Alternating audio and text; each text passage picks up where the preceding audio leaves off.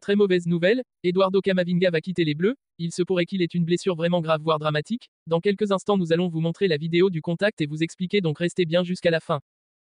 Avant de commencer, si c'est la première fois que tu passes ici, je t'invite donc à t'abonner, c'est gratuit, ça prend 2 secondes et ça fait plaisir. Merci beaucoup à toi. Oui, non, là, je ne vais pas vous rassurer. Enfin, j'ai pas d'infos particulières pour le moment. La seule chose que je peux vous dire, c'est que sur un contact avec Ousmane Dembélé, Camavinga est resté au sol. Immédiatement, il y a un attroupement autour de lui. Guy Stéphane a fait signe à Didier Deschamps qu'il fallait changer. Donc Camavinga, vous le voyez sur les images de Jérémy Janingro, est au sol, pris en charge par le staff médical de l'équipe de France. Et c'est donc Alphonse Areola qui était à l'écart, qui a remplacé Warren Zaïre-Emery dans l'équipe des Oranges. Et donc Zaïre-Emery a pris la place numériquement de Eduardo Camavinga qui est au sol. Et pas tirer de conclusion hâtive, mais enfin en tout cas la séance est interrompue pour lui. Douleur, en tout cas coup reçu au genou. Il se relève au moment où on vous le dit, il a l'air de marcher, donc c'est déjà plutôt bien.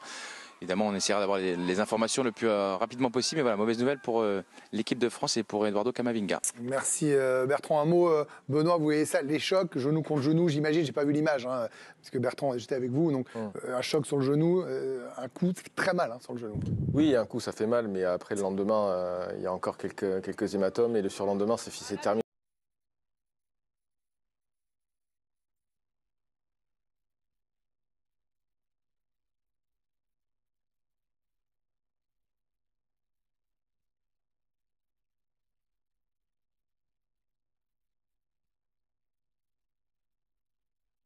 Selon moi, et c'est un peu ce que disait Didier Deschamps hier en conférence de presse, en creux, Zaïre-Emery n'a pas vocation à être titulaire très rapidement si on devait débuter une phase finale. Il y a des joueurs et des milieux de terrain qui ont été extrêmement performants lors de la dernière Coupe du Monde, qui continuent de l'être dans leur club. Il y a quand même une hiérarchie pour le moment à respecter et ça ne préjuge pas évidemment de ce qui se passera bien évidemment aux joueurs parisiens et il aura déjà du temps de jeu sur ce rassemblement-là. On aura le temps d'en reparler bien évidemment.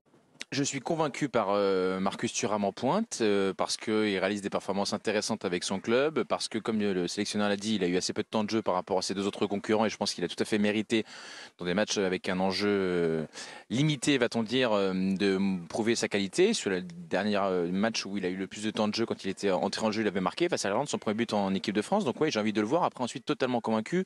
Je prends un petit peu de recul quand même. Je pense qu'il y a un garçon que France, d'ailleurs toi, directement, tu as eu l'habitude de sous-estimer pendant bien des années. C'est Olivier Giroud qui a rappelé à la France entière encore à quel point il est, qui avance comme nous d'ailleurs chaque jour un peu plus contre le Paris Saint-Germain en étant décisif. Donc pour moi, Giroud reste l'attaquant le plus fiable de l'équipe de France par rapport à ce qu'il a réalisé et ce qu'il est toujours en capacité de faire. Évidemment, ça ne durera pas aussi longtemps que les impôts. Et ensuite, je pense que Marcus Thuram, ouais, lui, a gagné le droit de batailler avec Randal Kolo Muani.